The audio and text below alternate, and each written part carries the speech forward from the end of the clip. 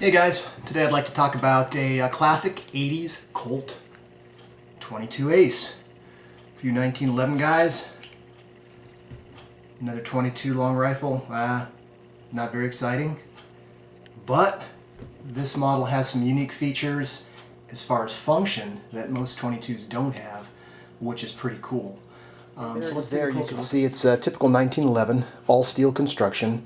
It's got the typical GI features that you might find in a standard 1911 type pistol, the spur hammer, the small military type beaver tail.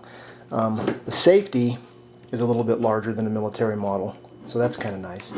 It also has adjustable sights, which you can see there for windage and elevation. It also has a flat top, but it's not ridged. It has a post rather than dovetail type front sight. So remember, this is an 80s model, so we're kicking it old school here. The small trigger, no checkering, horizontal lines on the back of the mainspring housing, nice blued finish, all steel, as I said before. So it's a nice looking pistol on the outside.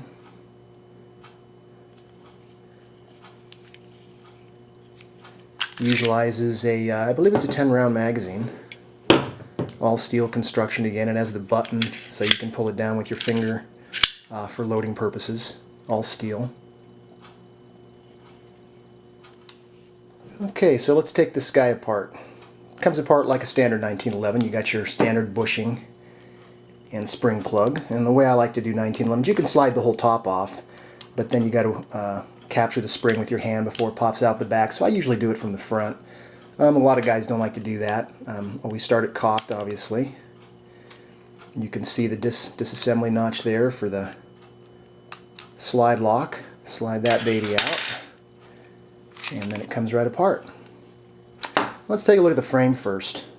The frame is a standard 1911 frame. As a matter of fact, the Colt Ace was offered as a conversion kit, and this was actually used as a training unit back in the day. I think this came out back in the early 20s, I think. I'm not sure about that though.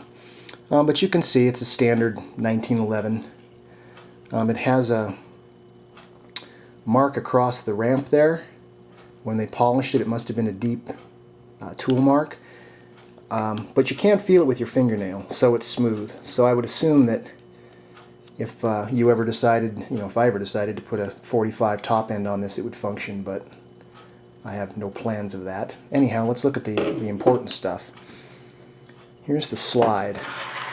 And the first thing you'll notice is the spring is very large, like a 1911 spring. It's not the standard tiny little 22 type spring you might find in most guns. And that's kind of unique. The spring guide here is the same size as in a standard 1911 too, so that's interesting. Remember, this gun was used for training purposes. And the bushing, of course, we'll just rotate that around to the notch, slide it out. Standard fair bushing there, nothing remarkable. And we'll slide the barrel out. Now the barrel has a ejector in here that can gink you up.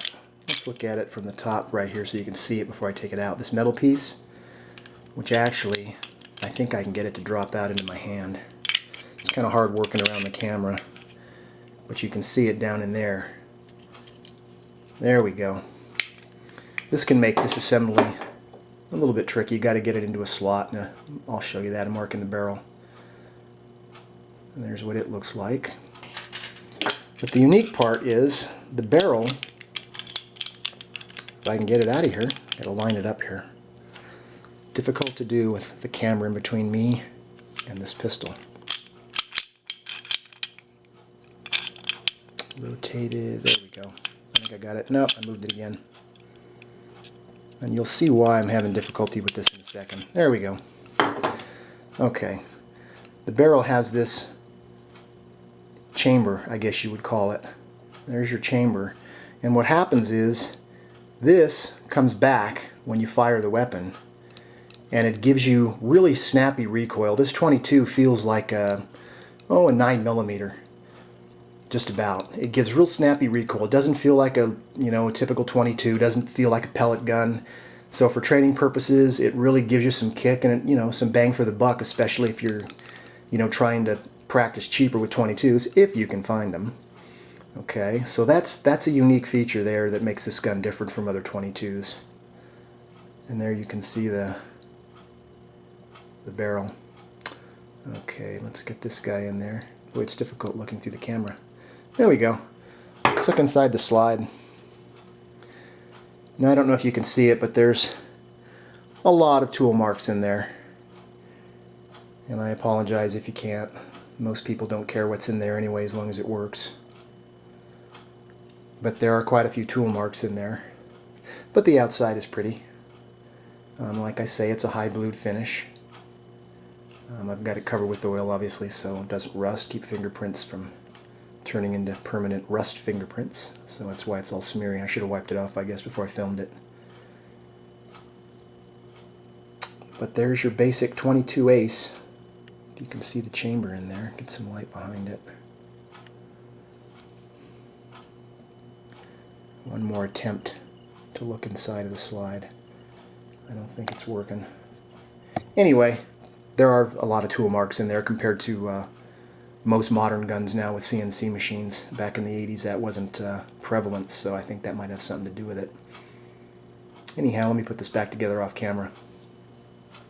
Before I do that, maybe I should put this together on camera. You can see this cutout here that I was going to show you, but I almost forgot to. This guy fits in there like that. Okay. And then this here is going to run right along here in the slide. So when you put it together, you got to make sure you get that in there. It takes a little jiggling. That's why I'm going to do it off camera. Okay, if you can see in there, you can see where that metal ejector I was telling you about. Well, the jiggling part of getting it together is it has to go between the slide and the normal .45 caliber ejector. Let me see if I can show you where that goes in there. I can hold it back here and get my finger out of the way. The spring's pretty powerful at the very back of the travel. There it is there. You can see it. It goes along the side of it. So when you're putting it together, you got to jiggle it and line it up, that extra chamber on the barrel, and get that little stamped metal ejector to go to the side of the standard .45 ejector. There it is. That's a good picture of it. Okay, so what makes this Ace a lot of fun to have is the recoil it generates when you fire it. That's just, more fun than a regular 22. So it's good for training. It's good for new shooters because it does have some recoil in there before they get into the bigger guns. You don't want to scare people when they're learning to shoot. It locks back on the last round if you have good powerful ammunition. It seems to be a little bit ammunition sensitive. I've only shot it with some Remington golden bullets that I managed to get a hold of. It's really hard to get 22s right now still. You got to be there when they hit the shelf or you're screwed. So I haven't been able to get anything like mini mags or any of the more premium type of 22s to see how it works. Right now with those cheap rounds, it's about 95% accurate, which isn't great. So I think I might have a bad magazine being responsible for it, but it's not locking back all the time.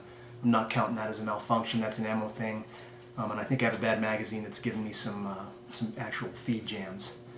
But it's a lot of fun to shoot because it does have that recoil in there, and you don't feel like you're shooting a pellet gun.